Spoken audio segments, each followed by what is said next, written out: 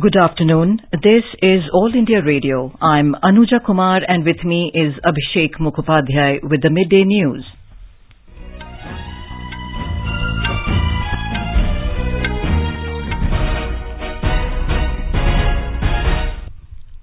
The headlines. Counting of votes underway for assembly elections in Bihar. Trends show NDA crossing majority figure ahead of Grand Alliance. Counting also underway for by-polls to 58 assembly seats in 11 states. BJP leads in 20 out of 28 seats in Madhya Pradesh. In Gujarat, BJP is surging ahead in all 8 seats. In Uttar Pradesh, BJP is leading in 6 out of 7 seats.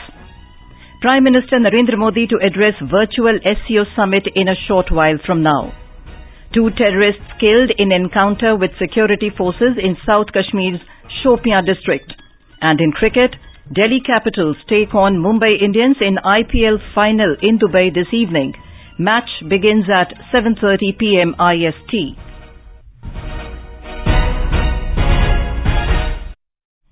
As the nation fights the COVID-19 pandemic, we begin with a message of precaution to stay safe and protected by following these 3 simple steps. Wear a face mask, maintain 2 gaz ki duri for social distancing, focus on hand and face hygiene. And now, the news in detail. Counting of votes is underway for assembly elections in Bihar and by-polls to 58 assembly seats in 11 states. Counting for Valmiki Nagar Lok Sabha seat in Bihar is also taking place. As per the trends available, NDA is leading in 128 assembly seats, while the Grand Alliance is ahead in 105 seats, while others are leading in 10 constituencies. Now we go over live to our correspondent in Bihar, Mr. K.K. Lal, for the latest updates from the state. Mr. Lal, seeing the trends, it is clear now that the NDA is leading in the state.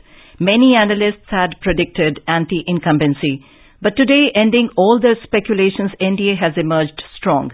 Please tell us about the situation of the prominent candidates. The trends show that NDA has moved ahead of the RJD-led Mahagathbandhan, crossing the halfway mark of 122 seats needed to secure majority in Bihar Assembly. Chief Minister Nitish Kumar and Deputy Chief Minister Sushil Kumar Modi are not contesting the Assembly elections. Assembly Speaker and JDU candidate Vijay Kumar Chaudhary is leading from Sarai Ranjan seat. Pappu Yadav and President of Jan Adhikar Party is trailing from Madhepura seat. RJD leader Tejaswi Yadav is leading from Raghopur constituency. On the other hand, Tej Pratap is also leading from Hasanpur seat. Hindustani Awami Morcha chief Jitan Ram Manjhi is trailing from Imamganj seat. VIP President Mukesh Sahni is maintaining leading trend in Simri Bakhtiarpur constituency. BJP leader Vinod Narayan Jha is leading over Congress rival Bhavna Jha by 6,000 votes in Benipatti. Congress candidate Suhasini is trailing in Bihariganj seat by 1,271 votes. Mr. Lal, can you please elaborate on the security arrangement that has been made for counting and how are the COVID protocols being followed there? Election Commission has instructed to follow COVID protocol during the counting. Not more than 7 counting tables have been allowed in counting halls to maintain social distancing. Every counting personnel has to wear face mask. All counting centers have been sanitized. Social distancing is also being maintained during counting of votes. Thermal screening of all polling officials was undertaken before entering counting centers. There is 3-tier security system in and around the counting centers across the state. Jawans of Center Paramilitary Forces have been deployed at each center to ensure trouble-free counting. Additional security forces have been deployed in sensitive areas. Victory procession has been banned. A prohibitory order has been issued in and around counting centers. An alert has been issued to avoid untoward incident. Security has been tightened near offices of political parties.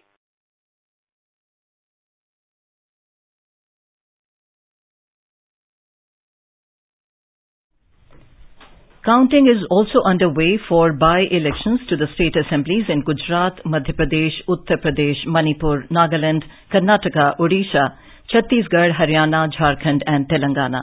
The Election Commission has made special arrangements in view of the prevailing COVID-19 pandemic. In Gujarat, the ruling BJP is leading in all the 8 assembly constituencies where by-polls were held. Former Gujarat Minister and BJP candidate Kirit Singh Rana is leading on Limri seat in Surendranagar district. BJP candidates are also maintaining their lead on Abdasa, Dhari, Garda SC, Karjan, Dang ST and Kaprada ST seats. BJP candidate Brijesh Mirja is now leading on Morbi seat with a thin margin against the Congress candidate. More from our correspondent. There is a Diwali-like festivities at Kamalam, the state BJP headquarters in Gandhinagar. Party workers with saffron flags and scarf dancing on music and distributing the sweets to each other as the party is going to snatch all 8 assembly seats from opposition Congress. BJP's likely win on all 8 seats are a good indication for ruling BJP in the state. All 8 seats are traditionally the strongholds of Congress with the rural voters. But after the good turnout despite the corona pandemic, the latest trend shows that voters have rejected the Congress party even as opposition. After running neck to neck during the initial hours, now BJP is also leading on Morbi seat, while BJP candidates on other 7 seats are also leading with strong margins against their rival candidates of Congress party. Yogesh Pandya, AIR News, Ahmedabad. In Uttar Pradesh, ruling BJP is leading on 6 out of 7 seats which went for the assembly by-poll. Chief Election Officer Ajay Kumar Shukla told AIR News that the counting is going on peacefully while adhering to all COVID protocols and final results of the by-polls can come by the late evening. More from a correspondent. BJP is leading on Devariya, Bangarmau, Bulandshahr, Ghatampur, Nagaon Sadat and Tundla seats. Tough fight is going on at Nagaon Sadat seat of Amroha district, where initially Samajwadi Party was leading, but now Sangeeta Chauhan, the BJP candidate and wife of former cricketer Chetan Chauhan, is ahead from her rival. At Malhani seat of Jaunpur district, independent candidate Dhananjay Singh is leading and Samajwadi Party candidate is on second position. Barring Malhani, which was with the Samajwadi Party, the other 6 seats were held by Bharatiya Janata Party in last elections. Sushil Chandra Tiwari, AIR News, Lucknow. In Madhya Pradesh, the ruling BJP is leading on 20 out of 28 assembly seats during the counting of votes in by-polls. The BJP appears to be in a strong position to retain power in the state. The Congress leads on 7 seats, while the Bahujan Samaj Party candidate leads on 1. BJP is leading with more than 51% vote share, while Congress is getting around 40% votes. The BSP has an edge over 1 seat with around 4% of votes.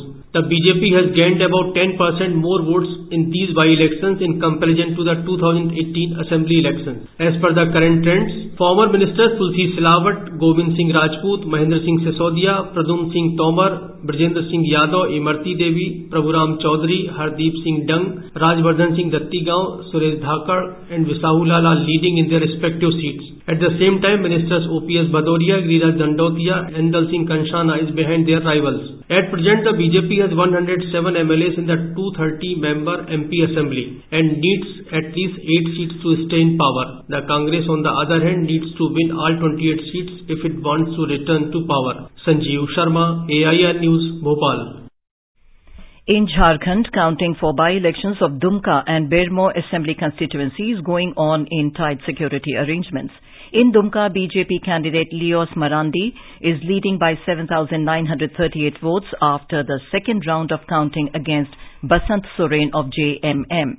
In Bermo, BJP candidate Yogeshwar Mahto is leading by 487 votes after the third round of counting against Kumar Jaimangal Singh of INC.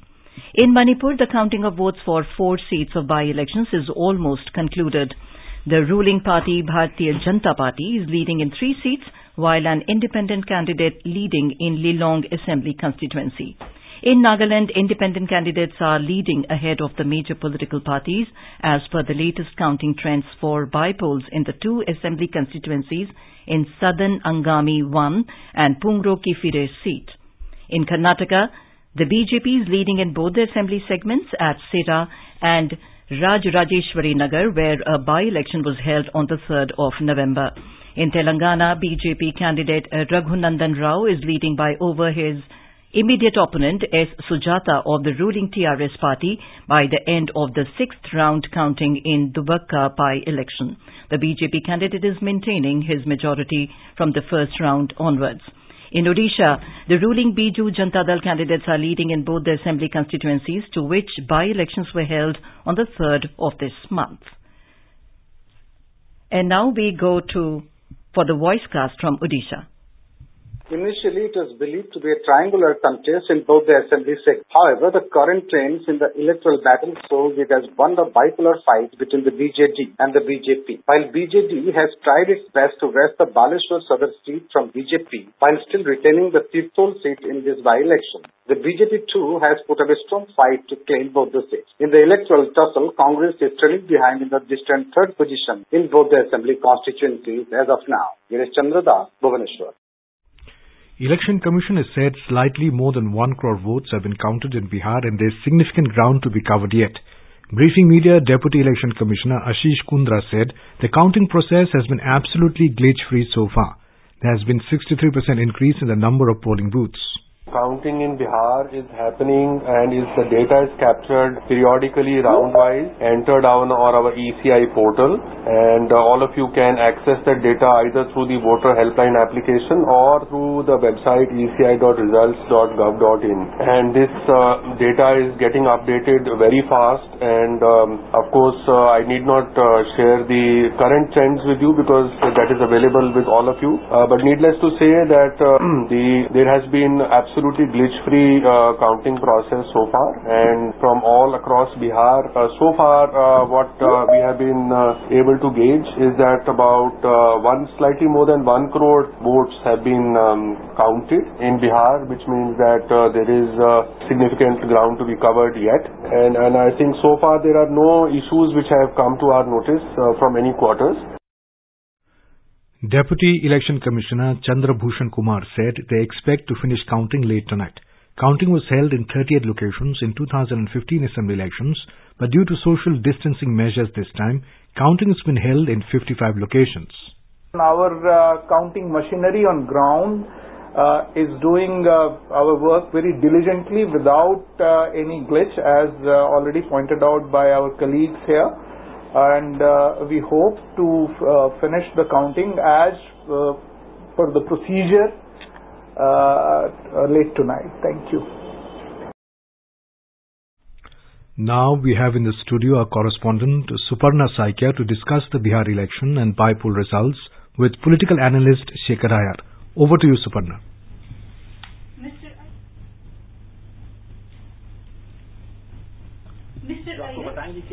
How do you see the current trends? Because exit polls had indicated that Mahagathbandhan would form the government, and now we are looking at a very different picture. Well, Suparna ji, exit polls have always been off the mark. There are only very few occasions they have been able to predict correctly. But even when the exit polls came, most poll analysts were rather skeptical because some of them had given such a huge number to Mahagathbandhan, but the ground situation did not reflect that, because we have been constantly hearing that this time the Bihar election is about the alliances. Secondly, it is about the so-called anti-incumbency being faced by Janata Dal United particularly and Chief Minister Nitish Kumar, who is seeking a 4th term. And it was also about the LJP factor. LJP, which was the constituent of NDA, had left and gone and decided to contest again Nitish Kumar, but all the time pledging support for Prime Minister Narendra Modi. And also this was one election where we saw the opposition spirit being revived by Tejasvi Yadav as the face of the youth Bihar. Yes. And definitely the issues were in connection with the pandemic and the impact left behind by the pandemic. And also the fact that unemployment is an issue not just in Bihar but all over. So it was a question of what kind of solutions are available to solve this problem, particularly in Bihar. Mr. Iyer, there was a lot of talk about the anti-incumbency factor against Nitish Kumar. According to the current trends, that does not seem to have factored while people voted. Definitely. I think what we are seeing is if there is anti-incumbency factor working against the NDA, it is rather particularly affecting the Janata Dal United rather than the BJP. On the other hand, BJP appears to be moving towards emerging as the single largest party. And with Janata Dal United, they formed the pre-poll alliance. So therefore, if you take the pre-poll alliance, as of now, we are getting indications of NDA leading in about 126 seats, as against Mahagathbandhan doing 107. So therefore, what we can make out here is, we have been hearing that the Prime Minister Narendra Modi has been commanding a lot of support from among the voters in Bihar, which was reflected in 2019 Lok Sabha elections. So therefore, if you look at the picture that is emerging, it looks like NDA is at the moment having an edge, though we know that a lot of votes will have to be counted, and there are several rounds to be done. Suparna. Yes. BJP has performed better this time than the last Bihar Assembly elections. It is emerging as the single largest party. Do you feel the work done by Narendra Modi government at the centre boosted BJP's image in the state? Definitely, because I have been speaking to a number of people, particularly voters in Bihar, and the feedback I got was, even though pandemic saw several migrants, leaving big cities and going to Bihar, but the manner in which the central government came forward and came with this free food grain and then increased the work availability under Manrega, these have had a very positive effect and provided a lot of succor to the people. So those are being reflected here, and even during the campaign when we saw the dipstick kind of picture that was emerging was, people were disenchanted perhaps with, some elements of the state government, but not with the Prime Minister or the central government. Rather, it is the Prime Minister's campaign that seems to have even helped JDU, because JDU itself, if you look at the figures that is coming now, there are some ministers who are not doing well at the moment. But definitely when you see the figures of the BJP, you can see that if at all there is a talk of an alternative, rather the alternative that people of Bihar are looking at is the BJP. Yes, yes. Of course, we must also credit Tejasvi Yadav, because the fact that opposition since the last Lopa election was not in a great shape, and he took charge and he has managed to put up a good fight, Suparna. Yeah. Do you feel casteism played a big role in this election, or has development been the number one factor in people's mind? Well, when we talk about Bihar, people say that, there is a preponderance of one over the other. But I feel that caste is also an underlying factor, in the sense, we'll have to appreciate the fact that the Mahagathbandhan, largely represented by the RJD, who counted on what is called the MY factor, basically Muslims and Yadav. On the other hand, we have seen Nitish Kumar, since he became Chief Minister in 2005, he has been working on a kind of a social engineering, particularly, coming out with schemes and benefits for the most backward among the backward class, and for the Mahadalits among the Dalits. So, and also for those backward class who are non-Yadav. See, that is a very unique engineering. Yes. And BJP has been bringing to the table in terms of the support it enjoys among the middle class, as well as among the non-Yadav OBCs and other castes. So therefore, what we can see here is that the alliance has worked well despite these incumbency factors, because if you consider the kind of anti-incumbency issues that were raised during these elections, we can see that people have not forgotten what was Bihar prior to 2005, because after all, Nitish Kumar emerged as a very influential leader in 2005, yes. And subsequent to that, simply because the condition that existed under the Lalu Prasad Yadav's rule for almost 15, 16 years. And then there was a period when his wife Rabdi Devi was also Chief Minister. Now that, I think, people have not forgotten. Yes, the aspirational Bihar wants more. The aspirational young youth of Bihar, they want more, better revenues. Now, who is going to deliver that? Of course, we saw Tejasvi Yadav promising 10 lakh government jobs, which was considered rather unimplementable. And people began to ask whether, is it a solution? On the other hand, we saw NDA promising creation of job opportunities by way of attracting investment, by attracting manufacture, energizing agriculture sector. These are some of the things that NDA has always been talking about, and we have seen under the Prime Minister's program, which was announced as a kind of a huge economic package to face the post-COVID situation. There are ways in which where you can generate employment opportunities in Bihar, but that cannot happen by simply having more government jobs in Bihar, which I think is not something economically possible. Suparna. Mr. Iyer, thank you so much for joining with us. Thank you. That was correspondent Suparna Saikia discussing the Bihar election and the by-poll results with political analyst Shekhar Iyer. Now the rest of the top news at this hour. You are listening to the Midday News on All India Radio. A reminder of the headlines before we move on. Counting of votes underway for assembly elections in Bihar. Trends show NDA crossing majority figure ahead of the Grand Alliance. Counting also underway for by-polls to 58 assembly seats in 11 states. BJP leads in 20 out of 28 seats in Madhya Pradesh. In Gujarat, BJP is surging ahead in all 8 seats. In Uttar Pradesh, BJP is leading in 6 out of 7 seats. Prime Minister Narendra Modi to address virtual SCO summit in a short while from now. 2 terrorists killed in encounter with security forces in South Kashmir's Shopian district. And in cricket, Delhi Capitals take on Mumbai Indians in IPL final in Dubai this evening. Match begins at 7:30 p.m. For quick news updates around the clock, follow us on our Twitter handle @AIR News Alerts.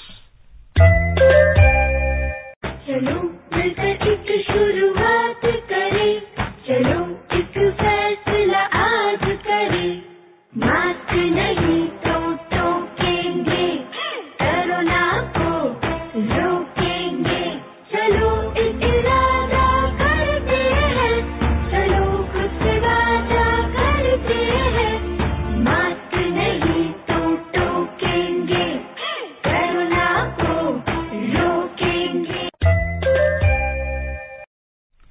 Welcome back. Prime Minister Narendra Modi will lead the Indian delegation to the 20th summit of SCO Council of Heads of States, which is being held virtually today. The meeting will be chaired by Russian President Vladimir Putin. Heads of states of all 8 member states, Russia, China, India, Pakistan, Kazakhstan, Kyrgyzstan, Tajikistan and Uzbekistan will be present at the meeting. Heads of state of 4 observer states of SCO, Iran, Afghanistan, Belarus and Mongolia will also participate. Our correspondent reports this will be the first SCO summit to be held in a virtual format, and this is the 3rd meeting that India will be participating as a full member. India was granted an observer status of SCO in 2005 and it became a full member in 2017. In the Union Territory of Jammu and Kashmir, 2 terrorists were killed in an encounter with security forces at village Kutpora in South Kashmir's Shopian district this morning. Police sources said that a joint team of security forces launched a cordon and search operation in Kutpora following intelligence inputs about the presence of terrorists in the village. As the joint team approached towards the suspected spot, the terrorists fired upon them and 2 terrorists were killed in retaliation. The identity of the slain terrorists is being ascertained. Meanwhile, the joint operation of security forces was underway till reports last came in. Further details are awaited. World Science Day for Peace and Development has been observed today. Vice President M. Venkaiah Naidu has said that the day reminds people that the ultimate aim of science is to bring happiness and make people's lives better. Prime Minister Narendra Modi will unveil the life-size statue of Swami Vivekanand at the campus of Jawaharlal Nehru University on Thursday through video conferencing. Minister for Education Ramesh Pokhriyal Nishank will be present on the occasion. Republic TV's distribution head Ghanshyam Singh was arrested today in connection with the alleged TRP television rating point rigging scam. Singh, who is also Assistant Vice President of the Republic Media Network, was picked up from his residence early this morning. While informing this, a Mumbai Crime Branch official said that the latest arrest has taken the number of people held by the Crime Intelligence Unit, CIU, of the Crime Branch in the case to 12. Singh was earlier questioned on multiple occasions by the CIU. The country's COVID-19 recovery rate has improved to 92.56%. More than 42,000 COVID patients recovered during the last 24 hours. Health Ministry said the total number of recoveries has gone up to over 79 lakh. The actual caseload currently comprises only 5.96% of the total positive cases. Presently, the total number of active cases in the country is 5,05,000. According to the Indian Council of Medical Research, more than 10,43,000 tests were conducted during the last 24 hours. The total number of samples tested so far has reached 11 crore 96 lakh. National Green Tribunal NGT has imposed a total ban on the sale and use of firecrackers in the Delhi NCR region till the 30th of this month. A bench headed by the tribunal's chairperson, Adarsh Kumar Goyal, said that the ban will be applicable in cities and towns where the air quality is in poor category. The NGT, however, allowed the sale of green crackers in cities and towns where air quality is moderate or below, but said bursting of crackers will be restricted to 2 hours during festivals like Diwali, Chhath, Christmas and New Year's Eve. The air quality in Delhi continues to remain in severe category. According to the Central Pollution Control Board, the city's air quality index was recorded 487 at 11 a.m. An air quality index between 201 and 300 is considered poor, 301 to 400 very poor, and 401 to 500 severe. The System of Air Quality and Weather Forecasting and Research, SAFAR, has advised people to avoid all physical activity outdoors. It has asked people to stop any activity level if they experience any unusual coughing, chest discomfort, wheezing, breathing difficulty or fatigue. In Maharashtra, the Central Railway Workshop at Parel in Mumbai has manufactured a narrow-gauge locomotive which will chug between Kalka to Shimla route. Our correspondent reports that it is the 5th locomotive which has been manufactured in this workshop for the Northern Railway in one of the most sought-after hill stations in the country. More details from our correspondent.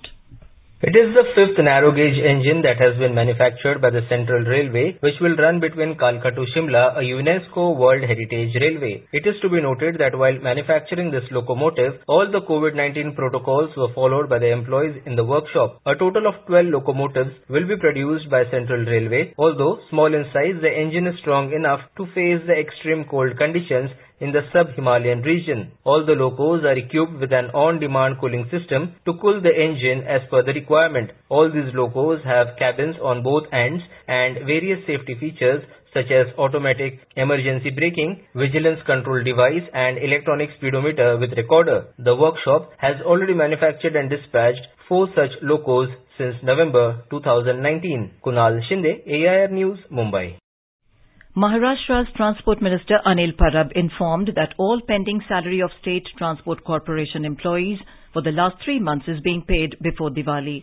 The government has announced a 1,000 crore rupee package for the corporation. In IPL cricket, Delhi Capitals will face the defending champions Mumbai Indians in the summit clash at Dubai this evening. The match will begin at 7:30 p.m. Delhi entered the first ever final with a convincing 17-run victory over Sunrisers Hyderabad in the second qualifier in Abu Dhabi. In the women's cricket, Trailblazers have clinched the T20 Challenge title in Sharjah last night, defeating Supernovas by 16 runs. Batting first, Trailblazers scored 118 for 8 in the stipulated 20 overs. Chasing the target, Supernovas just managed to make 102 for 7 in 20 overs. The Supernovas had won both the early editions of the Women's T20 Challenge. In Telangana, Chief Minister K. Chandrasekhar Rao has announced 50 lakh rupees financial assistance to the family of Mahesh, who made supreme sacrifice while fighting terrorists. He expressed shock over the martyrdom of the army Jawan. Now let us take a look at the weather update for today. The national capital will have hazy sky. The minimum temperature was 11 degrees Celsius and maximum will be around 29 degrees Celsius. In Mumbai, sky will be mainly clear. Chennai will have partly cloudy sky. The temperature will hover between 21 and 31 degrees Celsius. Kolkata is expected to have clear sky with temperature varying between 20 and 31 degrees Celsius. On to the north in Srinagar, there will be partly cloudy sky becoming generally cloudy towards afternoon or evening or night. In Jammu, minimum temperature was 13 degrees Celsius while maximum temperature will be around 27 degrees with clear sky. In Leh, sky will be mainly clear, sky becoming partly cloudy towards evening. Minimum temperature was 0 degrees Celsius, while the maximum will be around 10 degrees. Gilgit will also see a partly cloudy sky becoming generally cloudy towards afternoon or evening or night. In Muzaffarabad, sky will partly be cloudy, becoming generally cloudy towards afternoon or evening or night, and the temperature will hover between 6 and 25 degrees Celsius. And now, before we end the bulletin, the headlines once again. Counting of votes underway for assembly elections in Bihar. Trends show NDA crossing majority figure ahead of the Grand Alliance. Counting also underway for by-polls to 58 assembly seats in 11 states. BJP leads in 20 out of 28 seats in Madhya Pradesh. In Gujarat, BJP is surging ahead in all 8 seats. In Uttar Pradesh, BJP is leading in 6 out of 7 seats. Prime Minister Narendra Modi to address virtual SCO summit in a short while from now. 2 terrorists killed in an encounter with security forces in South Kashmir's Shopian district. And in cricket, Delhi Capitals take on Mumbai Indians in IPL final at 7:30 p.m. And with that, we end the midday news.